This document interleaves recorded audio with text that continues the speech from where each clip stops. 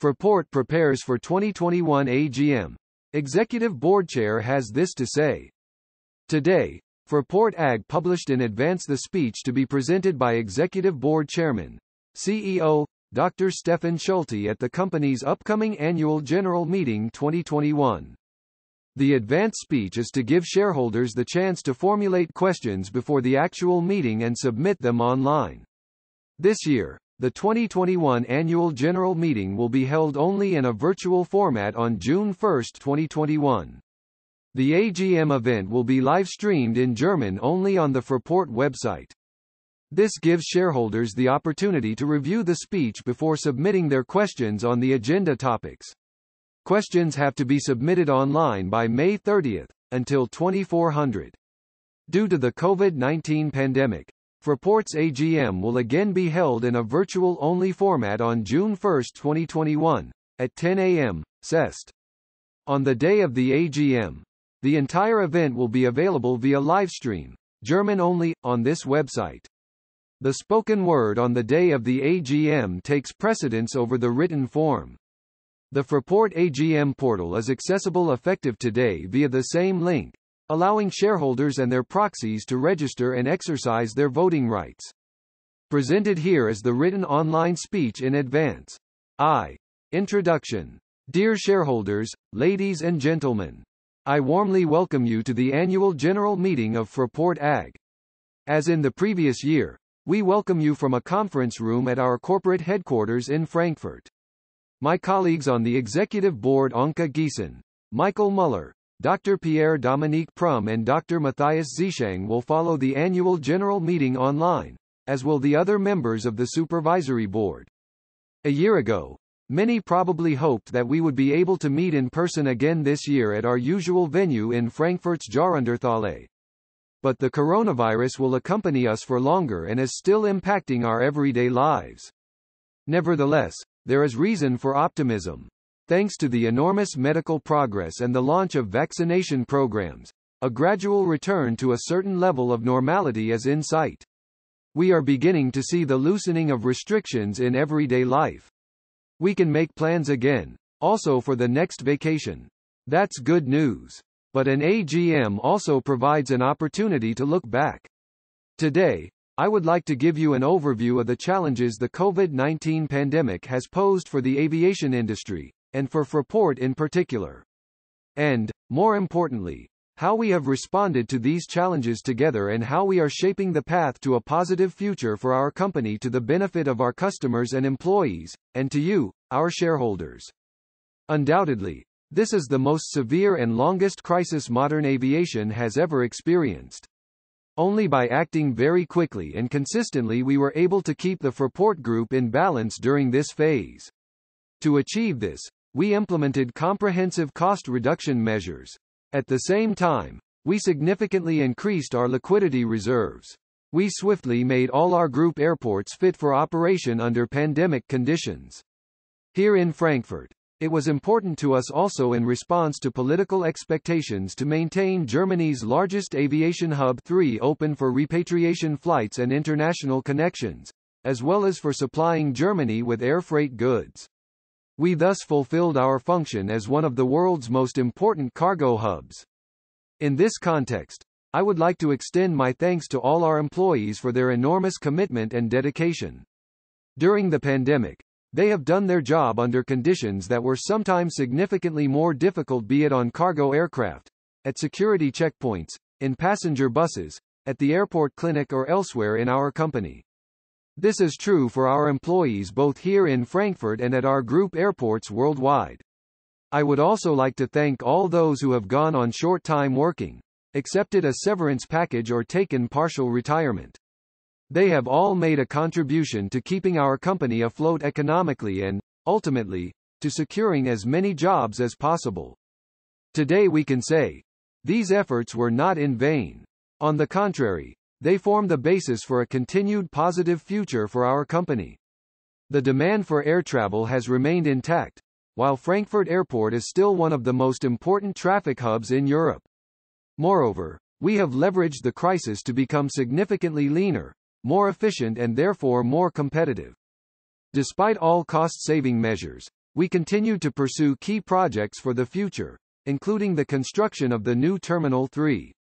We have also reached an important agreement on the reorganization of security controls at Frankfurt Airport. And we are making progress toward our goal of further reducing carbon emissions. I will go into this in more detail in a moment. But first, let us take a look at the past fiscal year. 2. Review of the 2020 fiscal year. During 2020, Frankfurt Airport served some 18.8 million passengers, the lowest number since 1984. Compared to the previous 2019 record year, this represents a decline of 73.4%. It was only thanks to the first 3 months of the year that we were able to reach almost 20 million passengers for 2020 as a whole. From the beginning of April, passenger numbers declined by up to 98% on a weekly basis. Cargo volumes, in contrast, developed positively. Initially, cargo throughput was also down due to the lack of belly freight normally shipped on passenger aircraft. However, this was quickly compensated for. Since October, Frankfurt Airport's cargo traffic has even exceeded the levels achieved in 2019. The growing amount of cargo could only be handled thanks to the ongoing strong performance of our team and the entire cargo community. We are therefore still making an important contribution to supplying the German population with goods, while at the same time ensuring that the German economy remains connected to international markets even in times of pandemic. Passenger numbers at all our group airports worldwide were also significantly down last year compared to 2019, although the development here is more differentiated depending on the respective country. Dear shareholders, it was not only traffic volumes that slumped dramatically last year. Revenue also more than halved year on year to just under 1.7 billion euros. Despite our rapid and comprehensive cost-saving measures, we posted a significant net loss. The group result, net profit, reached -690 million euros. This is the first annual loss since 2002, in other words for almost 2 decades. The operating result shows that the cost-saving measures we have introduced are taking effect. Although group EBITDA was well into negative territory at -251 million euros, this was mainly due to expenses of 299 million euros for personnel reduction measures. Adjusted for these special items, we achieved a positive group EBITDA of around 48 million euros. In addition to the measures on the expenditure side, securing liquidity was our top priority. At the beginning of the crisis, our available liquidity was already nearly 2 billion euros. We have significantly increased this again. Since the beginning of 2020 we have secured additional cash and cash equivalents of 4.8 billion euros. Despite the high cash outflows, our available liquidity was 4.4 billion euros at March 31, 2021, twice as high as at the same reporting date in 2020. As of March 31, 2021, our net financial debt amounted to some 6 billion euros. When set in relation to equity, this translates into a debt-equity ratio of around 170%. This so-called gearing ratio had still been around 93% as of December 31, 2019. As you can see, the coronavirus crisis is straining our balance sheet. Nevertheless, we are confident that in the longer term we will be able to return the gearing ratio to a normal level again thanks to our earnings power. To ensure this, however, we must keep as wide a range of financing options open as possible. That is why the Executive Board and Supervisory Board are today proposing to you, our shareholders, the creation of authorized and conditional capital. At present, however, and let me make this quite clear, there are no plans to actually use these options. We are currently seeing clear signs of recovery and are therefore optimistic about the future. Let's look at the share price performance, which of course does not satisfy us. The collapse of the stock markets at the beginning of the coronavirus crisis was followed by a very rapid and strong recovery. The market-wide indices are already well above pre-crisis levels again. Like the aviation sector as a whole, our shares have regained ground. Nevertheless, the share price still lags well behind the general market development. We are undoubtedly one of the sectors that have been affected by the pandemic for the longest and most severely. To counteract this, we have taken the necessary measures to strengthen the competitiveness of our company, so that we can benefit from the restart of air traffic. This is what I would like to talk about in the following. 3. Central projects for the future and outlook. Dear shareholders, as already explained, we will all continue to feel the effects of the pandemic for some time to come. This applies to air traffic in particular. In this context, the pandemic is acting as an accelerator of a number of structural developments, some of which were already on the horizon before the crisis. Virtual SIX platforms will partially replace physical meetings and conferences. Domestic short-haul flights will increasingly shift to rail, and the airline's fleet restructuring is accelerating. Overall, the aviation market will become even more competitive in the post-pandemic era. For us, this means that we have to prepare the company for this increasing competition, and that is exactly what we are doing. We have been working at all levels to reduce costs and increase efficiency. Since the beginning of the crisis, we have reviewed all non-essential operating expenses. As a result, we are saving some 100 to 150 million euros per year in material costs. We have also reduced or postponed spending for investments and maintenance. Overall, we are thus reducing our capital expenditures in Frankfurt by around 1 billion euros in the coming years compared with the original planning. In order to reduce personnel costs, we continue to apply Germany's short-time working Kurzarbeit scheme. For most of last year and also in the first quarter of this year, around 80% of the permanent employees of Fraport AG and our main group companies in Frankfurt were on short-time working, with an average of around 50%. This also gives us the necessary flexibility to be able to quickly ramp up staffing levels again if necessary. However, it soon became clear during the crisis that short-time working alone would not be enough.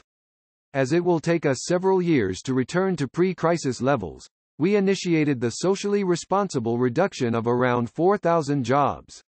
This reduction target has now been almost fully achieved. By April 1, 2021, around 3,900 employees had left the company through severance payments, natural attrition and other measures.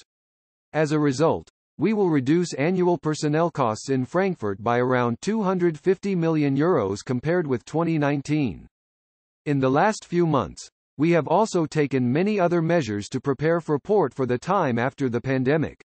All measures are aimed to make our company even more customer-oriented, more efficient, and at the same time more digital. To this end, over 300 individual measures are currently being implemented. They are contributing to making processes in the company leaner and organizing them in a more focused way.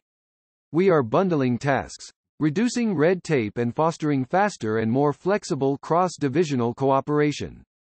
In the area of innovation and digitization, the newly created Digital Factory will help us find digital solutions to specific problems at short notice. For example, we are currently testing the use of digital technologies for automated measurement of waiting times at process points in the terminal and at the entrance to operating areas. In parallel, we are committed to ever closer cooperation with our local partners. We are also making our ground handling services fit for the future. To achieve this, we intend to establish a dedicated subsidiary for the management of this integral part of our service portfolio. Outside the structures of the parent stock corporation, our ground services will be able to operate much more flexibly, with greater focus and thus more successfully in this personnel-intensive and highly competitive business. In the long term, this will enable us to guarantee the high quality of our ground handling services and secure jobs for our employees. We have achieved major progress on another issue that is very important for the future of Frankfurt Airport. As you know, the waiting times at security checks were by far the biggest point of criticism from our passengers and airline customers before the outbreak of the coronavirus crisis. For several years, we have been in talks on this issue with the German Federal Police and the German Ministry of the Interior, Building and Community, BMI, as the responsible authorities. Our aim was to assume more responsibility in organizing security checks at Frankfurt Airport. In early May, We now signed an agreement to this effect with the ministry. As of January 1, 2023, the federal government will transfer to us responsibility for organizing, financing, managing and carrying out aviation security checks at Frankfurt Airport. The German Federal Police will remain responsible for all security-related issues and set guidelines that we must adhere to. Security remains our top priority. At the same time, we are given more scope in the use of screening equipment and the design of processes, as well as the management of capacities and staff deployment. At the last annual general meeting, I already explained to you that we are holding on to the construction of Terminal 3 to accommodate future growth. We remain confident that air traffic will grow again over the long term. Moreover, it would have been grossly negligent from both a technical and an economic point of view to suspend such a major construction project for a certain period of time and then start it up again later. That's why we continued to build, while adjusting the construction schedule to the new demand situation. We now plan to open Terminal 3 with Piers H and J and Pier G in 2026. With the construction of Terminal 3, we will continue to meet the growing demand for mobility that our globalized world entails. But we want to enable this growth in an environmentally compatible way. For around 20 years now, we have succeeded in decoupling our carbon emissions from the growth in traffic volumes. Although, until the coronavirus crisis, passenger numbers and freight volumes rose consistently with additional infrastructure put into operation, we were able to significantly reduce our CO2 emissions. Last year, the reduction was as much as 24%, even though this was largely due to lower traffic volumes. We are continuing along this path and, despite all the necessary cost reduction measures, are sticking to our climate goals. By 2030, we will reduce our CO2 emissions in Frankfurt to 80,000 metric tons per year. And by 2050 at the latest, we want to be completely climate neutral here in Frankfurt, i.e. no longer emit any CO2. We want to achieve this without compensation measures. We have two main ways of achieving this. We reduce energy consumption wherever possible. And where we cannot reduce consumption to zero, we rely on renewable energies. We reduce emissions, for example, by modernizing the energy efficiency of our existing buildings and by increasing the use of alternative drive systems in our vehicle fleet. On the other hand, we are making progress in sustainable energy generation. In March, we commissioned a megawatt-scale photovoltaic system on the roof of a new cargo property for the first time. The electricity is used directly on site at the Airport 9 and will later also be used in Terminal 3 for air conditioning as well as for operating building technology. In the future, we intend to obtain an even significantly larger share of our electricity requirements from new offshore wind farms. To this end, we will conclude a supply contract, a so-called power purchase agreement, initially for a term of 10 years and covering an electricity volume of around 350 million kilowatt-hours per year. We are confident that we will be able to conclude the order in the second half of the current year. This would enable us to cover almost all our electricity requirements at Frankfurt Airport from renewable energies by the end of 2025 at the latest. Recently, we have made a first step in this direction, by concluding a power purchase agreement with Energy Air, a subsidiary of Mainova AG. The power is generated in 12 existing wind farms located along the German coast. This measure enables us to immediately reduce our carbon footprint even before the large-scale use of wind energy planned for the near future. These targets and measures, ladies and gentlemen, relate to the emissions that are generated directly by Fraport AG, i.e., on the ground. However, it is also clear that the majority of CO2 emissions in our industry are generated by aircraft. That is why we are also working on solutions for the future in this area. We are in talks with Lufthansa and Deutsche Bahn to further improve the linking of the various modes of transport at Frankfurt Airport. One of the objectives is to shift more short-haul domestic feeder flights to rail as a contribution to climate protection. Thanks to our ICE high-speed train station, Frankfurt Airport provides optimum conditions for this shift. Together with the airlines and all relevant associations, we also support the use of sustainable fuels. Here, the industry is focusing primarily on the so-called power-to-liquid process. One particular challenge here is scaling up production, because so far there are only relatively small test plants. Together with the government, we want to contribute to developing solutions to make aviation more sustainable and as CO2-free as possible in the long term. Let us take a look at our international portfolio. Here, we have reached important milestones in the expansion projects at our airports in Greece and Brazil. In Greece, we completed the construction work at the 14 regional airports in February ahead of schedule. Since the start of our involvement in Greece 5 years ago, we have invested a total of €440 million aimed at increasing capacities in the long term and enhancing the travel experience for our passengers. With the upgrade works now completed, our Greek airports are ideally prepared for the new start in the tourism industry. The terminal expansions at our 2 Brazilian airports have also already been completed. In Fortaleza, the expanded terminal was opened in March 2020, and the airport's runway extension has also been completed. By the end of the current year, we will also complete the extension of the runway in Porto Alegre. By then, all agreed expansion measures will have been implemented. Last fall, we also started the expansion at Lima Airport in Peru. Here, among other things, we are building a second runway and a new passenger terminal, which in response to the coronavirus crisis we are now planning on a modular basis. Construction of the new runway is scheduled for completion by the end of 2022. According to current planning, the new terminal will be in operation by the beginning of 2025. Dear shareholders, with our international portfolio, we are ideally positioned to benefit from the restart of global tourist traffic. Already this year, we expect to generate more than half of our earnings from our international business. Over the next few years, we also expect to see significantly faster traffic growth at our group airports with a large share in leisure travel than at those airports with a higher proportion of business customers, such as Frankfurt. But we are also optimistic about our home base Frankfurt Airport both in the short and long term. Last year, Frankfurt Airport benefited from its size and high connectivity.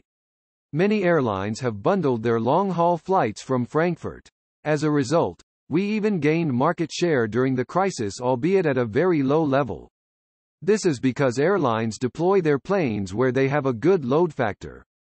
Our expectations are confirmed by a recent air traffic forecast conducted by Intraplan. We commissioned this company to evaluate future scenarios. The key result of their expert research is that long-term growth trends in air traffic will only be moderately slowed by the crisis. Frankfurt Airport is excellently positioned in the market. We have a large and economically flourishing catchment area in the Frankfurt Rhine-Main region. Thanks to our central location in the heart of Europe and excellent intermodal links by road and rail, we are still in an excellent starting position. Since our business is based on both passenger and freight traffic, we have 2 important pillars that complement each other very well. Looking ahead, we are overall optimistic, even if the pandemic will continue to impact our business for a while. This optimism is based, above all, on the ongoing progress of the vaccination programs. Here, not only Germany but also many important key countries are making very good progress. At the same time, there are now established concepts for COVID-19 testing, so that a significant easing of entry restrictions in many EU countries is foreseeable. German politicians are also sending clear signals that summer vacations will once again be possible outside the country's borders. In the best case, this will be supported by a standard digital EU vaccination certificate that also shows negative tests and recovered infections. We therefore expect tourist and other private travel to recover fastest, especially within Europe. Business travel also has a lot of catching up to do. However, we expect this sector to remain below previous highs in the longer term. Intercontinental traffic will also bounce back significantly, although it will be heavily dependent on vaccination progress and infection rates in the respective regions. Even if looking to the future is still fraught with uncertainty, the industry association ACI Europe, for example, expects traffic at European airports to return to between nearly 50% and 80% of pre-crisis levels in 2022. For 2023, the forecast range is between 70% and around 90%. And in 2024 and 2025, the 2019 level could be exceeded again, at least in the optimistic scenario. The lower expected range is around 80% for 2024 and 90% for 2025. While our own expectations are more moderate than those of ACI, particularly for the next 2 years, we can still assume that things will pick up again, slowly but steadily. In conclusion, let us turn to our outlook for the Fraport Group for the current year.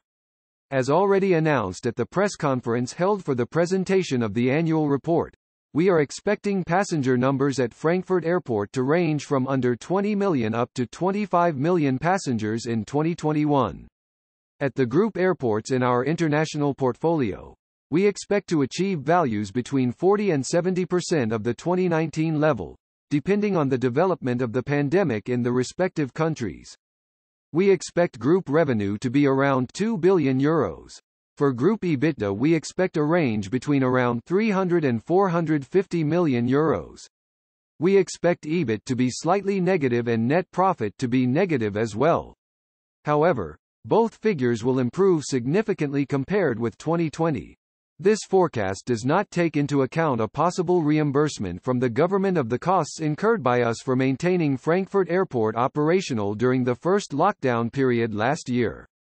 In this regard, there is an agreement in principle between the German federal government and the Hesse state government, according to which we can expect to be reimbursed for the holding costs in the form of a so-called lost grant of roughly 160 million euros, as already reported at our annual press conference. We submitted the corresponding application a few days ago. We are grateful to the federal and state governments for this measure, as the subsidy strengthens the equity of our company. Dear shareholders, one of the conditions for receiving this grant is that we do not pay a dividend for fiscal 2020. The dividend proposal of the Supervisory Board and Executive Board has been formulated accordingly. And since we also expect a net loss for the current year, we currently assume that we will not pay a dividend for this year in 2022 either.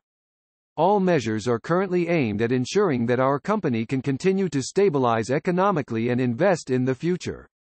At the last financial press conference, I said, "We see the light at the end of the tunnel." Today I can say, yes, things are clearly getting brighter. Nevertheless, we still have a long way to go, but things will soon be looking up again. We thank you for your trust and continue to count on your support. Stay with us. #Rebuilding Travel